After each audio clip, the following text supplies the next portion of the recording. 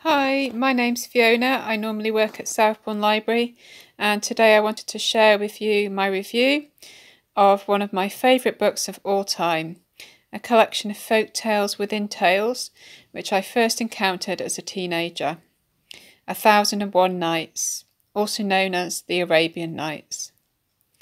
At my elderly grandparents' house for a long 2 weeks of the summer holidays, I pulled it out at random from their well-stocked bookshelves and then spent hours lying on my bed, absorbed, transported to exotic places in the company of kings, queens, thieves, poor men suddenly risen to wealth, imams, eunuchs, simpletons, and genies.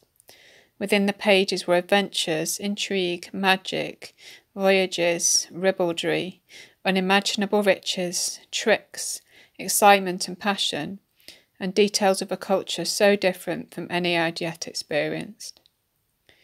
There are numerous versions and editions of 1001 Nights, translated, selected, and adapted to suit all ages. Some of the tales have become well-known classics, such as Aladdin, Ali Baba and the 40 Thieves, and Sinbad the Sailor. If you go to a library or bookshop, you might find lavishly illustrated editions for children, condensed classics, retellings by well-known authors, films, and multi-volume full collections. The stories are thought to be drawn from sources in India, Persia, and Arabia, and were first translated from Arabic into French, and then from French into English in the early 18th century.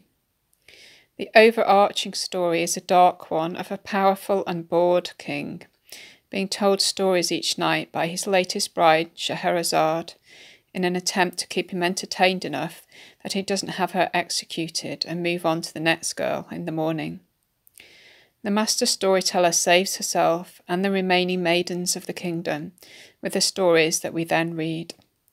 Beautifully told stories which are still entertaining today. As an adult, I have travelled widely in the Middle East, and reading the book now takes me back to some of the sights and experience I had during my travels.